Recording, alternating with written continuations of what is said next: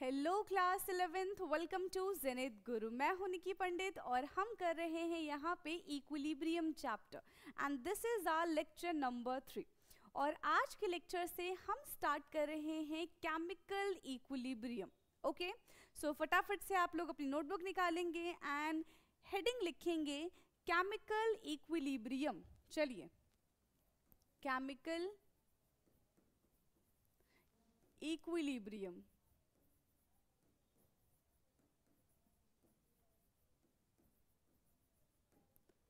ठीक है, chemical equilibrium means यहाँ पे क्या होने वाला है? केमिकल इक्विलिब्रियम में केमिकल रिएक्शंस होने वाले हैं। अब देखो, केमिकल रिएक्शंस भी यहाँ पे दो टाइप के हैं, पहला irreversible reaction and reversible reaction. तो सबसे पहले हम यहाँ पे डिस्कस करने वाले हैं इरिवर्सिबल रिएक्शन। ठीक है, क्या डिस्कस करने वाले हैं हम यहाँ पे? Irreversible reaction, reversible reaction. ठीक है, अब देखो इरिवर्सिबल रिएक्शन का क्या मतलब है कि रिएक्टेंट से प्रोडक्ट तो बन जाएगा बट वापस प्रोडक्ट से रिएक्टेंट नहीं बन सकता।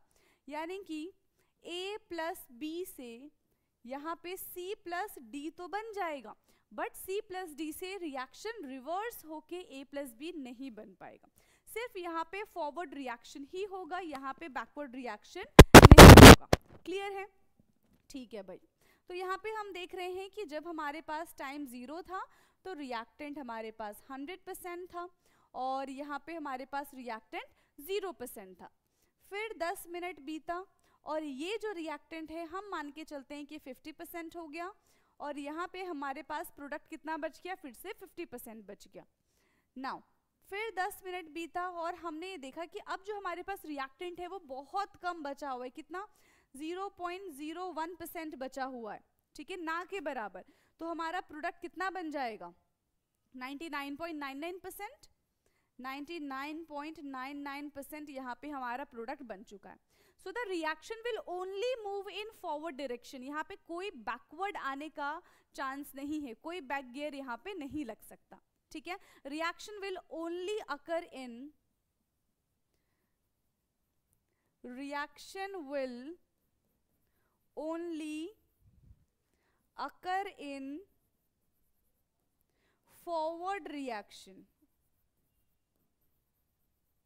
यहाँ पे सिर्फ रिएक्शन फॉरवर्ड डायरेक्शन में ही जाएगी, यहाँ पे सिर्फ और सिर्फ फॉरवर्ड रिएक्शन ही होगा। Reaction will only occur in forward direction, forward direction.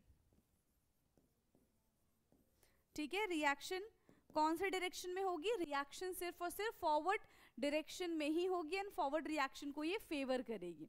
अब कितने टाइप के इरिवर्सिबल रिएक्शन होते हैं इसके बारे में हम बात कर लेते हैं। तो यहाँ पे टोटल 4 टाइप के इरिवर्सिबल रिएक्शन के बारे में हम बात करेंगे। सबसे पहला एसिड बेस रिएक्शन। ठीक है, जब एसिड बेस के साथ रिएक्ट करता है तो क्या मिलता है आपको पता है। दूसरा हम कंबशन रिएक्शन के बारे में बात करेंगे। तीसरा हम प्रेसिपिटेशन रिएक्शन के बारे में बात करेंगे एंड चौथा हम डिकम्पोजिशन रिएक्शन के बारे में बात करेंगे। तो टोटल कितने टाइप के इरिवर्सिबल रिएक्शन हो गए? यस, कितने टाइप के इरिवर्सिबल रिएक्शन हो गए? टोटल 4 टाइप के इरिवर्सिबल रिएक्शन हो गए। पहला है हमारा acid base reaction, acid base reaction. दूसरा कौन सा रिएक्शन बताया था एसिड बेस के बाद? Combustion reaction.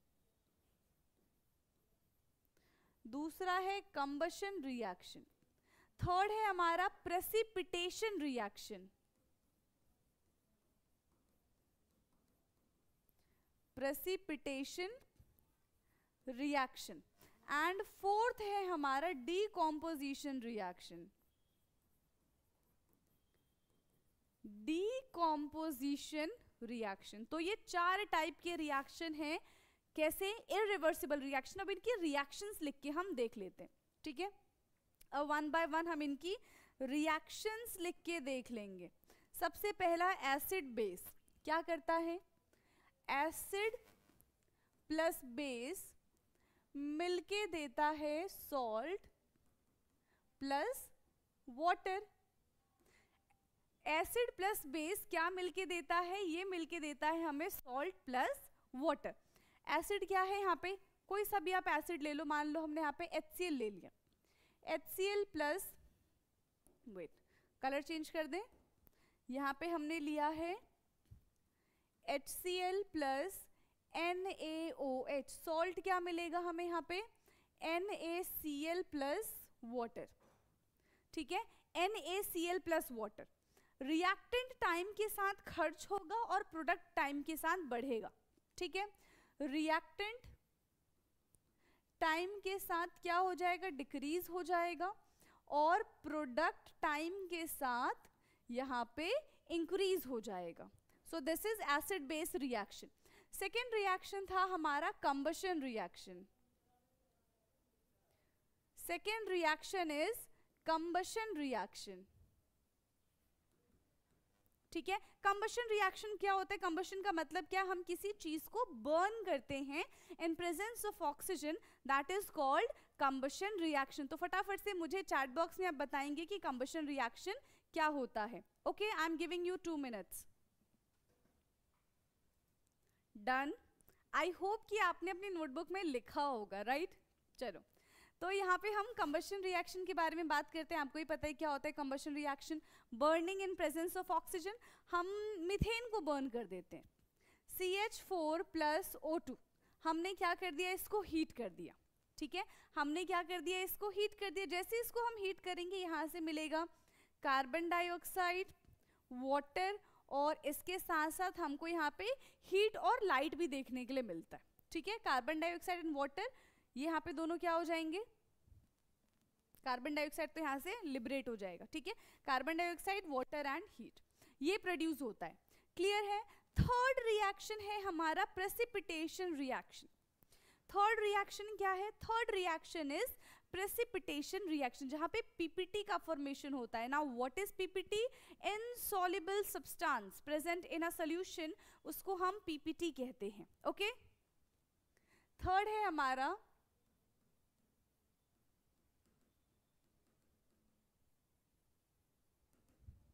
ठीक है, थर्ड है हमारा क्या, wait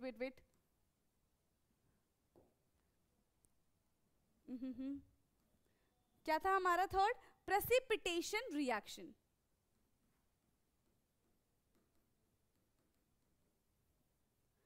precipitation reaction, this is precipitation reaction. अब प्रेसिपिटेशन रिएक्शन क्या होता है? जहां पे पीपीटी का फॉर्मेशन हो। फॉर एग्जाम्पल, हमने यहां पे लिया है BaCl2 प्लस Ag2SO4, ठीक है, हमें क्या प्रोडक्ट मिलेगा यहां से? BaSO4 प्लस 2AgCl, ये रिएक्शन हमें यहाँ पे मिलेगा। हमें यहाँ पे देखो पीपीटी बनाना, और पीपीटी यहाँ पे बन जाएगा, जो BaSO4 है ये व्हाइट कलर की पीपीटी देता है। So this is called precipitation reaction. Third reaction complete है। फोर्थ रिएक्शन होता है डीकॉम्पोजिशन रिएक्शन। फोर्थ रिएक्शन क्या है? Decomposition reaction. अभी डीकॉम्पोजिशन रिएक्शन क्या है? Breakdown in presence of heat, light and electricity, ठीक है। हीट, लाइट और इलेक्ट्रिसिटी की प्रेजेंस में हम जब सब्सटेंस का ब्रेकडाउन करते हैं and we get more than one product, उसको हम क्या कहेंगे? डीकॉम्पोजिशन रिएक्शन कहेंगे। फॉर एग्जाम्पल, हमने यहाँ पे CaCO3 को कर दिया है हीट, अभी मिलेगा CaO plus CO2। Now this is decomposition reaction.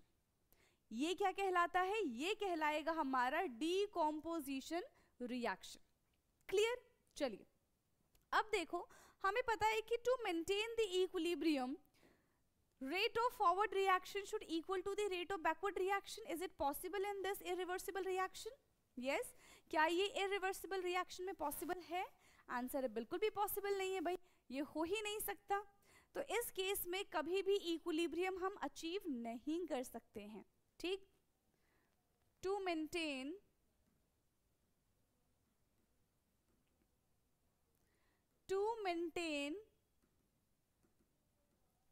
equilibrium, the rate of forward reaction should be, the rate of forward reaction should be equal to rate of backward reaction. ठीक है, to maintain equilibrium the rate of forward reaction should be equal to the rate of backward reaction. Clear? Hence we cannot, ठीक है, hence we cannot achieve equilibrium in irreversible process. Irreversible process में हम कभी भी equilibrium को achieve नहीं कर सकते. समझ में आ गया? क्लियर है equilibrium, irreversible equilibrium. Now irreversible के बाद हम बात करेंगे रिवर्सिबल इक्विलिब्रियम के बारे में. ठीक है, नेक्स्ट है हमारा reversible equilibrium. Okay, second is reversible equilibrium. Reversible equilibrium. Okay, अब रिवर्सिबल इक्विलिब्रियम क्या है कि अगर a प्लस बी से c प्लस डी बन रहा है तो c प्लस डी से वापस a प्लस बी बनने के चांसेस है और बनेगा ही. That is called reversible equilibrium. a plus B give c plus D. यहाँ पे क्या होता है, at certain concentration of reactant and product, ठीक है, the rate of reaction or we can say the rate of forward reaction is equal to the rate of backward reaction. एक certain concentration पे reactant and product के क्या होता है, जो rate है reaction का वो equilibrium में आ जाता है, वो similar हो जाता है. Clear है? समझ में आ गया है? तो इसमें क्या हो जाएगा, the rate of forward reaction is equal to rate of backward reaction. The rate of forward reaction is equal to the rate of backward reaction. It is possible in it is possible in reversible reaction. Okay, so we can maintain equilibrium, we can maintain equilibrium, ठीक है, we can maintain equilibrium in reversible reaction, in reversible reaction. Reversible reaction में हम क्या कर सकते हैं, equilibrium को maintain कर सकते हैं. एग्जाम्पल हम यहाँ पे लेके चलते हैं जो हमारे बुक में है. चलो ये ले लेते हैं, Fe प्लस वाटर. आयरन का रिएक्शन हमने किसके साथ करा दिया है, हॉट वाटर के साथ कराया है. ठीक है, क्योंकि ये हॉट वाटर के साथ ही रिएक्ट करता है, ये कोल्ड वाटर के साथ रिएक्शन शो नहीं करेगा. क्या बन जाएगा यहाँ से, क्या बन जाएगा, ये Fe2O3. ठीक है, यहाँ से बन गया हमारा Fe2O3 और H2 यहाँ से रिलीज हो जाएगा. अब आप रिएक्शन को बैलेंस कर देना. ठीक, समझ में आया? ये रिएक्शन हमारा कैसा था, ये रिएक्शन है हमारा इक्विलिब्रियम. ठीक है, यानी कि रिवर्सिबल रिएक्शन है. इस केस में जिस तेजी से रिएक्टेंट से प्रोडक्ट बनेगा उसी तेजी से प्रोडक्ट से रिएक्टेंट भी बनेगा. ठीक है, इक्विलिब्रियम पॉइंट है. यहाँ पे क्या होगा, rate of forward reaction is equal to rate of backward reaction. Clear? अब इसका ग्राफ देखो, इक्विलिब्रियम का यहाँ पे ग्राफ किस तरीके से बनेगा. दो ग्राफ बनाएंगे फिलहाल तो हम.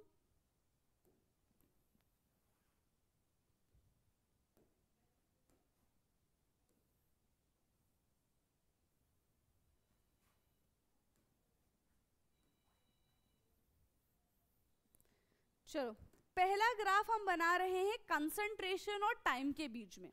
ठीक है, पहला ग्राफ है हमारा कंसंट्रेशन और टाइम के बीच में.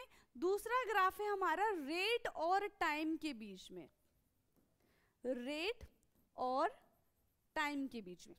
हमें पता है कि टाइम के साथ जो रिएक्टेंट की कंसंट्रेशन है वो क्या होती है, डिक्रीज हो जाती है। तो यहाँ पे रिएक्टेंट ए भी है और यहाँ पे हमारे पास रिएक्टेंट बी भी है। ए और बी ये क्या होगा, टाइम बढ़ता जाएगा बढ़ता जाएगा बढ़ता जाएगा और ये टाइम के साथ जो इसकी कंसंट्रेशन है वो क्या हो जाएगी, टाइम के साथ इसकी कंसंट्रेशन डिक्रीज हो जाएगी। ठीक, वही जो प्रोडक्ट है टाइम के साथ उसकी कंसंट्रेशन क्या हो जाएगी, इंक्रीज हो जाएगी। जो सी एंड डी है टाइम बढ़ता गया और इसकी जो कंसंट्रेशन है वो टाइम के साथ इंक्रीज हो जाएगी और एक टाइम ऐसा आएगा जहां पे ये कैसा हो जाएगा, इक्वल हो जाएगा। ठीक है, एक टाइम ऐसा आएगा जहां पे ये इक्विलिब्रियम इक्वल हो जाएगा और उसके बाद से हमें सिर्फ और सिर्फ इक्वल ही दिखेगा and that point is called equilibrium point. उस पॉइंट को हम क्या बोलेंगे, इक्विलिब्रियम पॉइंट बोलेंगे। एक यहां पे इक्विलिब्रियम आ गया, इक्विलिब्रियम। ठीक है, क्लियर है इतना। इस पॉइंट पे क्या आ चुका है, इस पॉइंट पे हमारा इक्विलिब्रियम आ चुका है। अब हम बात करते हैं रेट की। सिमिलर है, जो रेट है ना, जो रेट है वो क्या होता है टाइम के साथ, बैकवर्ड रिएक्शन की अगर हम बात करें। ठीक है, तो इसमें देखो ग्राफ किस तरीके से बनेगा वो देखते हैं। फॉरवर्ड रिएक्शन जो है वो टाइम के साथ क्या हो रहा है, फॉरवर्ड रिएक्शन की कॉन्सेंट्रेशन भी कम होती है। इसका ग्राफ कुछ हमें इस तरीके से नजर आएगा। यहां पे क्या हो गया, ये कांस्टेंट हो गया।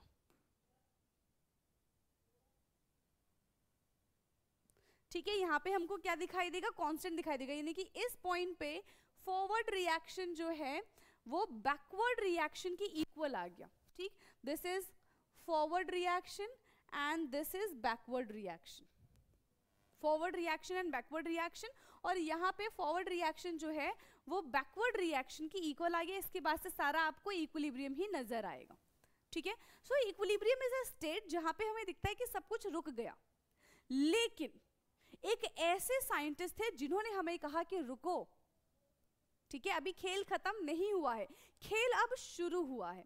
उन्होंने कहा कि जब मैंने एक एक्सपेरिमेंट किया, मैंने नहीं साइंटिस्ट ने, तो उन्होंने कहा कि जब मैंने एक एक्सपेरिमेंट किया तो मैंने ये देखा, मैंने ये पाया।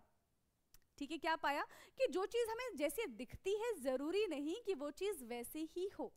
कभी कभी सिचुएशन अलग हो जाती है और उसको समझने के लिए ना हमें बहुत ज़्यादा पेशेंस की ज़रूरत होती है। आप इसको अपने लाइफ से रिलेट कर सकते हो। ठीक है, तो ऐसे ही कुछ केमिस्ट्री में भी हुआ। हेबर नाम के साइंटिस्ट थे। ठीक है, हेबर नाम के साइंटिस्ट थे, उन्होंने अपना एक्सपेरिमेंट किया। उन्होंने कहा कि आज तो हम रिएक्शन करके रहेंगे। ठीक है, आज कुछ भी हो जाए, आज हम अमोनिया बना के रहेंगे।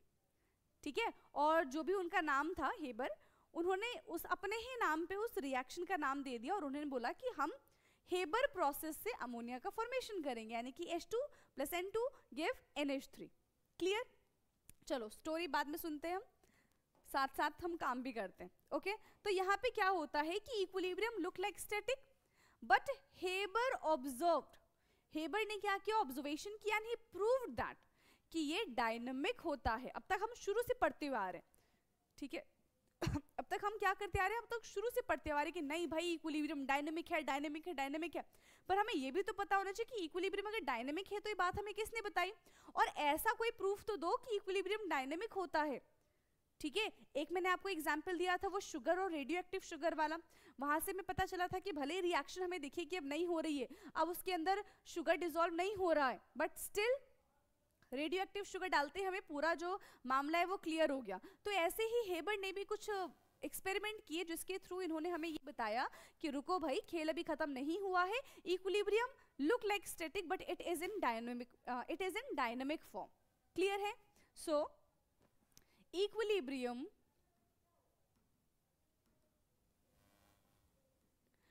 look like static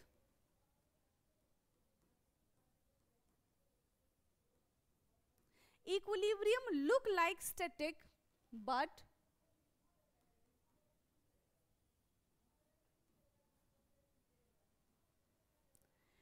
Haber proved that, ठीक है, बट हेबर ने प्रूव कर दिया कि that reaction at equilibrium is dynamic in nature, prove that reaction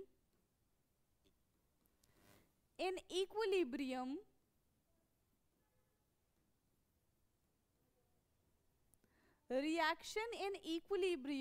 is dynamic in nature. ठीक है, कैसे नेचर का होता है? ये डायनेमिक नेचर का होता है, रुका हुआ नहीं होता. हम कैसे मान ले रुका हुआ नहीं होता? आपने जो एक्सपेरिमेंट किया उसके बारे में हमें भी पता चलना चाहिए, तब तो हम बात मानेंगे. तो उन्होंने क्या कहा कि ठीक है, आपकी बात भी सही है, कोई भी किसी पे ऐसी भरोसा थोड़ी कर लेता है, पहले हमें ट्रस्ट बनाना पड़ेगा. तो उन्होंने पहले ट्रस्ट बनाया. ठीक है, उन्होंने पहले बहुत शांति से एक एक्सपेरिमेंट किया. उन्होंने देखा कि जब हम किसका फॉर्मेशन कर रहे हैं, जब हम हाई प्रेशर और हाई टेम्परेचर लेके अमोनिया का बना रहे हैं एट कांस्टेंट प्रेशर, और प्रेशर कैसा है? हाई है. At constant pressure and temperature, temperature भी कैसा है? हाई है. At constant pressure and temperature N2 gas plus H2 gas हमें बना के दे रहा है NH3. एंड NH3 क्या होता है भाई? NH3 तो अमोनिया गैस है.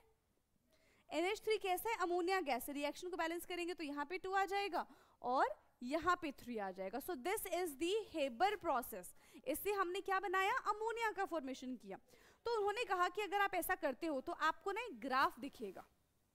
आपको क्या दिखेगा? एक ग्राफ दिखेगा मोलर कॉन्सेंट्रेशन और टाइम के बीच में.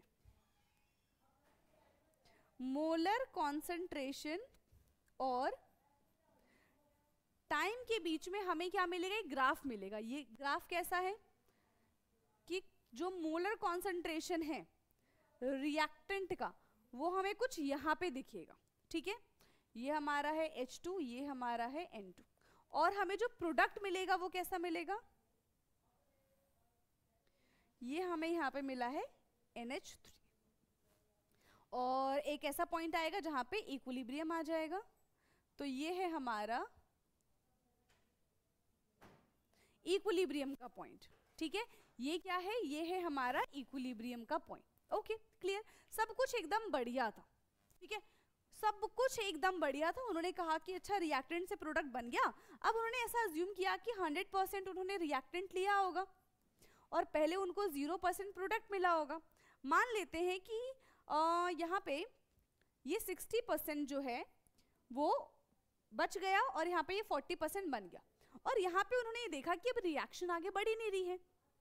ठीक है, यहाँ पे रिएक्शन आके रुक गए. उन्होंने कहा कि कोई बात नहीं, अब इससे आगे रिएक्शन नहीं बढ़ रही, ना बढ़े. मैं चला दूसरा एक्सपेरिमेंट करने. ठीक है, तो उन्होंने क्या किया कि सेम एक्सपेरिमेंट किया, बट इस बार उन्होंने हाइड्रोजन की जगह ड्यूटेरियम ले लिया. क्या ले लिया? ड्यूटेरियम ले लिया. जैसे हेवी वाटर की जो हमारा प्रोटियम होता है, नहीं सॉरी प्रोटियम तो H होता है, deuterium isotopes of hydrogen. Yes, deuterium क्या है? आइसोटोप्स ऑफ हाइड्रोजन है. उन्होंने वो ले लिया. So in separate chamber under similar condition, सारी चीजें एकदम सेम रहने दी. In separate chamber under similar condition he take the isotopes of hydrogen. ठीक है, तो यहाँ पे हम क्या लिखेंगे? In a separate chamber under similar condition, in a separate chamber under similar condition he take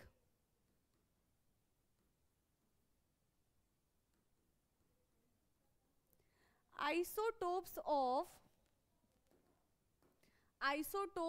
hydrogen.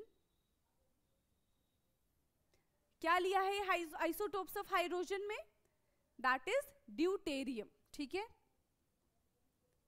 that is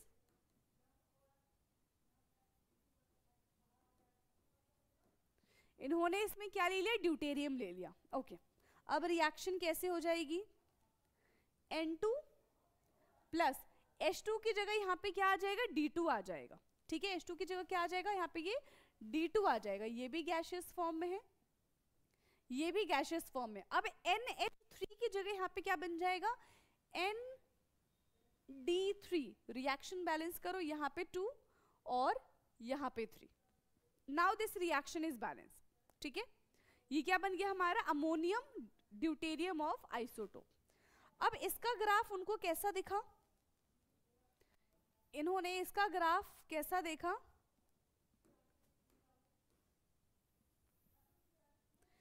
इसका graph भी ना ऑलमोस्ट उनको सिमिलर ही दिखा, ठीक है। ऐसा ये है हमारा D2, ये है हमारा N2 और ये है हमारा ND3, ठीक है। ये क्या बन गया हमारा ND3 और इस पॉइंट पे इक्विलिब्रियम आ गया, हमने नहीं सोचा। अब यहाँ पे भी सेम कंडीशन हो रही है, जब हमने 100% रिएक्टेंट लिया तो यहाँ पे हमें पहले 0% मिला, फिर हम देख रहे हैं कि यहाँ पे ये 60% बचा हुआ है और ये अभी 40% ही बना हुआ है, ठीक। 60% अभी हमारे पास यहाँ पे रिएक्टेंट है एंड 40% हमें यहाँ पे प्रोडक्ट देखने के लिए मिला। मतलब दोनों रिएक्शन सेम कंडीशन पे आके रुक गई। क्या हुआ, दोनों रिएक्शन सेम कंडीशन पे आके रुक गई। अब फिर उन्होंने कहा कि मतलब ये भी रिएक्शन रुक गई है, ये भी रिएक्शन रुक गई है, तो क्यों ना कुछ खुराफात किया जाए। क्या किया जाए, अगर इसमें कोई रिएक्शन नहीं हो रहा है, पिछले वाले चैम्बर में भी कोई रिएक्शन नहीं हो रहा है, अगर मैं इन दोनों को मिक्स कर दूं तो बॉम्ब ब्लास्ट तो होगा नहीं, क्योंकि रिएक्शन तो रुकी पड़ी है, ठीक है। तो क्योंकि यहाँ पे क्या आ चुका है, इक्विलिब्रियम आ चुका है, सारी चीजें बिल्कुल रुक गई। उन्होंने क्या किया, ही मिक्स बोथ दी चैम्बर्स, ठीक है। उन्होंने क्या किया, दोनों चैम्बर्स को मिक्स कर दिया, रिएक्शंस को मिक्स कर दिया, और उनको लगा कि कोई रिएक्शन नहीं होगी बिकॉज रिएक्शन तो ऑलरेडी स्टॉप हो चुकी है, ठीक है। रिएक्शन यहाँ पे क्या हो चुकी है, स्टॉप हो चुकी है, बट उनको कुछ ऐसा रिजल्ट देखने के लिए मिला जो उन्होंने नहीं सोचा था। मतलब एक अलग ही उनको रिजल्ट देखने के लिए मिला। क्या क्या रिजल्ट देखने के लिए मिला, इसको देखते हैं हम। Okay, so he mix both the chamber, he makes both the chamber। इन्होंने क्या किया, दोनों के दोनों चैम्बर को मिक्स कर दिया and got the different reaction, and got different reaction. इनको एक अलग ही लेवल का रिएक्शन देखने के लिए मिला जो इन्होंने नहीं सोचा था, ठीक है, बिल्कुल अलग। कैसे, एक उनको NH3 मिला जो कि फिक्स था, मिलना चाहिए था, मिल भी रहा था। एक इनको ND3 मिला, ये भी पहले से ही रिएक्शन में था, कुछ नया नहीं था। इनको H2 मिला, कोई बात नहीं, D2 मिला, कोई बात नहीं, इतना तो क्लियर था। एक N2 मिल जाएगा, ये तो था ही पहले से, कोई बात नहीं। अब इनको कुछ नए प्रोडक्ट देखने के लिए मिले, और वो नए प्रोडक्ट क्या थे, एक इनको देखने के लिए मिला N, ठीक है, H और D, मान लो ये। एक इनको ये प्रोडक्ट देखने के लिए मिला, एक इनको मिलेगा NHD2। एक इनको ये प्रोडक्ट देखने के लिए मिला, और H2 है ना, हाँ, तो एक इनको देखने के लिए मिला HD। तो तीन उनको प्रोडक्ट ऐसे दिखे जो उनके अकॉर्डिंग बिल्कुल अनबिलीवेबल थे, होने ही नहीं चाहिए थे, क्योंकि रिएक्शन इज ऑलरेडी स्टॉप्ड। तो रिएक्शन जब स्टॉप हो चुकी थी तो ये पॉसिबल नहीं था कि फिर से उनके बीच में रिएक्शन होना शुरू हो जाए और हमें तीन नए प्रोडक्ट देखने के लिए मिले। सो फ्रॉम दिस ऑब्जर्वेशन, ठीक है, ही कंक्लूड दैट कि भैया जो आपको आंखों से दिख रहा है जरूरी नहीं है कि वैसा ही हो, क्योंकि ये जो प्रोसेस चल रहा है ये किस लेवल पे चल रहा है, ये मॉलिक्यूलर लेवल पे चल रहा है, और मॉलिक्यूलर लेवल पे हमारे लिए देख पाना इज नॉट पॉसिबल, ठीक है। वो बिल्कुल माइक्रो सब्सटेंस हो गए, हम तो मैक्रो चीज देख पाते हैं ना, बहुत छोटी चीज हम नहीं देख पाते, ठीक है। So this prove that reaction is actually in dynamic. यहां पे लिखेंगे हम, दिस प्रूव दैट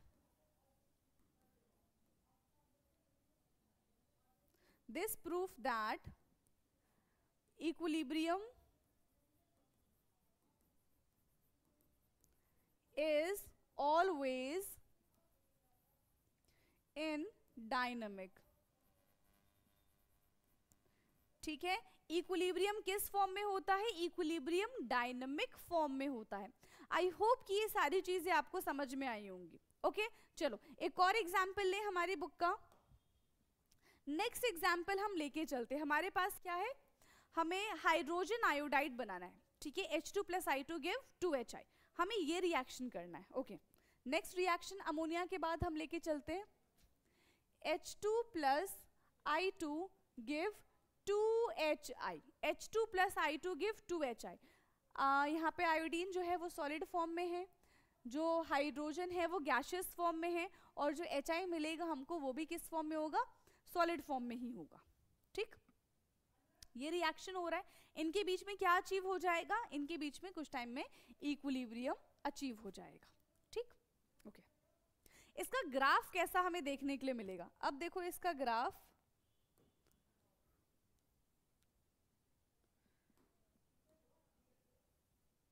इसका ग्राफ हमें किस तरीके से देखने के लिए मिलेगा? कंसंट्रेशन और टाइम का ग्राफ बनाएंगे हम। यहाँ पे है कंसंट्रेशन, यहाँ पे भी हो जाएगा कंसंट्रेशन, एंड टाइम का ग्राफ है। किस किस के बीच का ग्राफ है? कंसंट्रेशन और टाइम का ग्राफ है। सबसे पहले हम ये देखेंगे कि जो हमारे पास क्या प्रेजेंट है? रिएक्टेंट प्रेजेंट है। रिएक्टेंट का कंसंट्रेशन टाइम के साथ क्या हो जाएगा? डिक्रीज हो जाएगा। सो H2 और I2, इसका कॉन्सेंट्रेशन क्या हो रहा है? टाइम के साथ बिल्कुल धीरे धीरे धीरे धीरे डिक्रीज हो रहा है। टाइम के साथ इसका कॉन्सेंट्रेशन जो है वो डिक्रीज, वेट, इसका कॉन्सेंट्रेशन जो है वो क्या हो रहा है? डिक्रीज हो रहा है टाइम के साथ। वही जो HI होगा उसका कॉन्सेंट्रेशन क्या होगा? टाइम के साथ इंक्रीज होगा। ठीक है, इसका कॉन्सेंट्रेशन क्या हो रहा है? टाइम के साथ इंक्रीज हो रहा है। This is HI। HI यानी कि प्रोडक्ट, धीरे धीरे उसका कॉन्सेंट्रेशन टाइम के साथ इंक्रीज हो रहा है। ध्यान दो, रिएक्टेंट था, इसका कॉन्सेंट्रेशन क्या हो रहा है? टाइम के साथ डिक्रीज हो गया। प्रोडक्ट था, इसका कॉन्सेंट्रेशन टाइम के साथ इंक्रीज होगा। हमने एक चीज यहां से देखी। अब क्योंकि ये रिवर्सिबल रिएक्शन है, यहाँ पे देखो ये हमारा HI था, अब ये रिएक्टेंट बन जाएगा। अब ये टाइम के साथ क्या हो रहा है? डिक्रीज हो रहा है। HI था यहाँ पे, ठीक है, H2 और I2, ये प्रोडक्ट बन गया, टाइम के साथ क्या हो रहा है? इंक्रीज हो रहा है। एक पॉइंट पे इक्विलिब्रियम आएगा,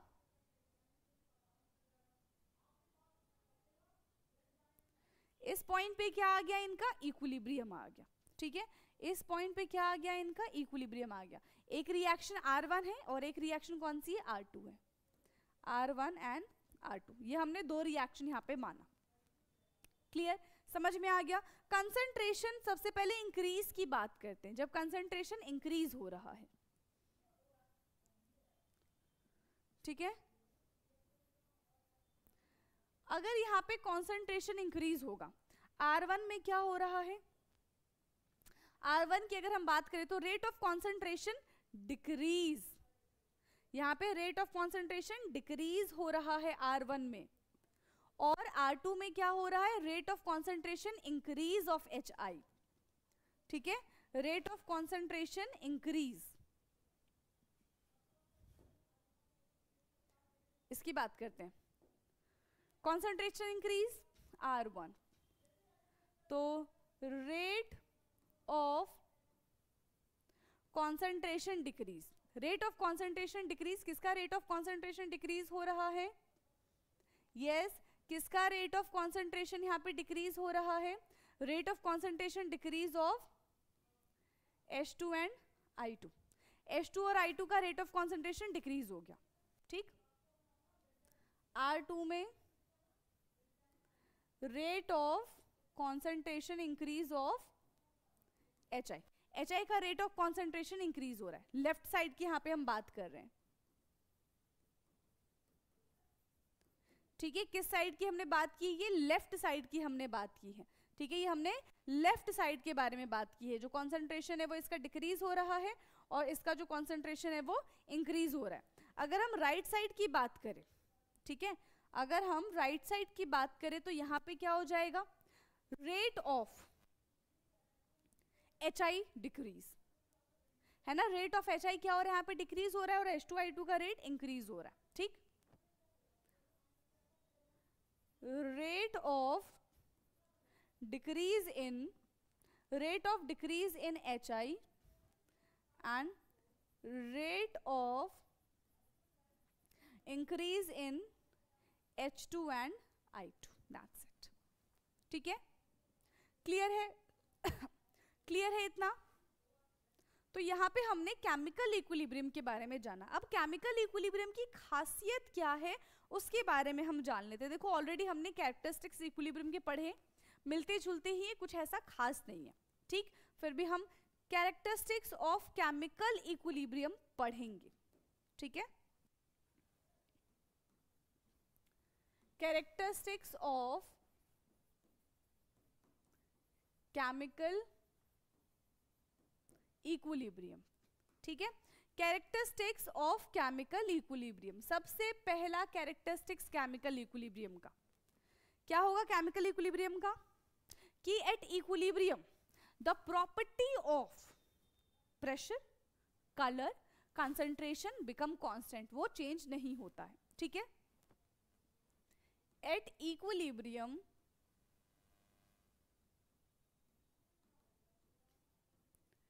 the property of concentration, color,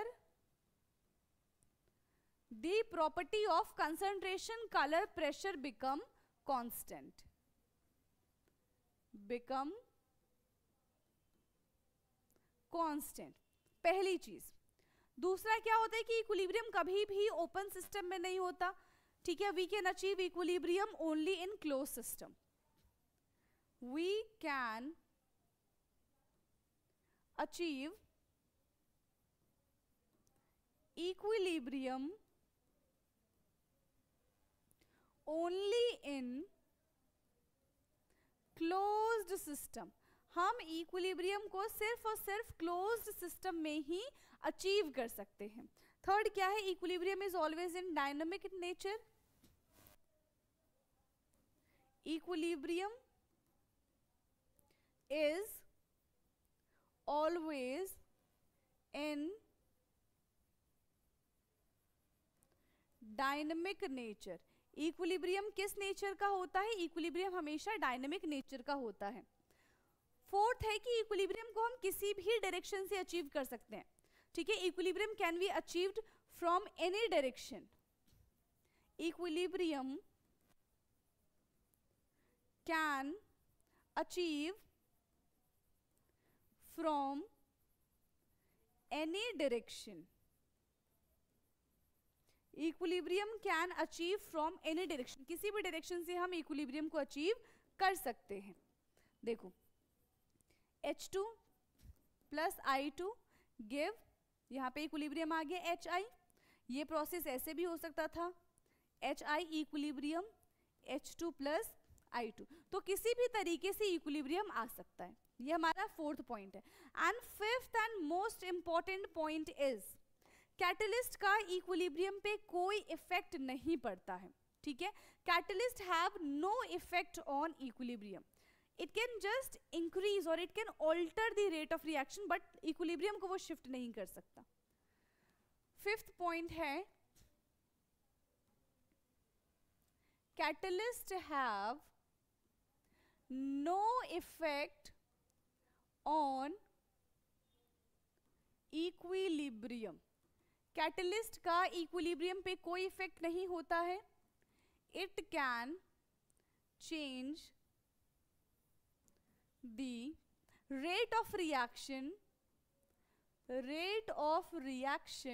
it can change the rate of reaction but can not shift equilibrium.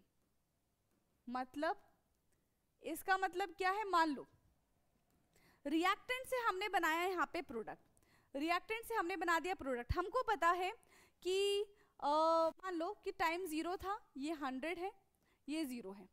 10 minute बीता, ये 80 हो गया, ये 20 है। फिर 10 मिनट बीता, ये 60 है और ये 40 है। अब इसके बाद आगे जो रिएक्शन आएगी वो इतनी ही आएगी, 60-40 का यहाँ पे रेशियो बन गया। अब 60-40 के रेशियो बनने में हमें लग रहा है 1 आवर, ठीक है। 60-40 के रेशियो बनने में मतलब इस पॉइंट पे हमारा क्या आ गया, इक्विलिब्रियम आ गया। इस पॉइंट पे हमारा इक्विलिब्रियम आ चुका है, और इतने इक्विलिब्रियम आने में टोटल हमें कितने घंटे लग गए, 1 घंटा लग गया। अगर हमने इसमें कैटलिस्ट डाला तो हो सकता है कि ये रिएक्शन 5 मिनट में हो जाए, रेट ऑफ रिएक्शन बढ़ा, पर 60-40 का रेशियो चेंज नहीं होगा। रिएक्टेंट अभी भी 60% बचेगा और प्रोडक्ट अभी भी सिर्फ 40% ही बनेगा। तो ये होता है हमारा इक्विलिब्रियम पॉइंट। तो वो इक्विलिब्रियम पॉइंट को चेंज नहीं कर सकता, वो सिर्फ उसको जल्दी ला सकता है या फिर देर में ला सकता है, ठीक है।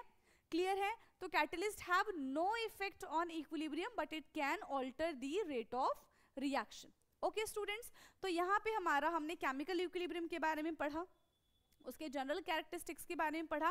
अब नेक्स्ट क्लास में हम किसके बारे में पढ़ेंगे, इक्विलिब्रियम कांस्टेंट के बारे में पढ़ेंगे और बाकी आगे की चीज़ों को कंटिन्यू करेंगे। ओके, तो आज की क्लास हम यहीं तक रखते हैं। बाकी जो भी डाउट्स होंगे आपको, आप कमेंट करके बता सकते हैं, आप ग्रुप में बता सकते हैं। अगर आप ग्रुप में अभी तक जुड़े नहीं हैं तो इसी वीडियो के डिस्क्रिप्शन में जाएंगे, आपको एक लिंक मिलेगा YT का, ठीक है, वो हमारा व्हाट्सएप लिंक है, आप उस पर टैप करेंगे, आप ग्रुप में जुड़ जाएंगे, ठीक है। थोड़ा पेशेंस रखना, हमारे पास इन्फॉर्मेशन आनी चाहिए। अगर हमने वहाँ से आपको एंट्री दी तभी आप एंटर कर पाएंगे, अदरवाइज नहीं हो पाएगा। थोड़ा सा पेशेंस रखना। क्लियर है? सारी चीज़ें फ्री है एकदम, आपको नोट्स भी मिलेंगे वहाँ पे, आपको लाइव क्लास की इन्फॉर्मेशन भी मिलेगी। ओके, सो बाकी का discussion will do in next class. आज के लिए इतना ही, पढ़ते रहिए। Thank you so much.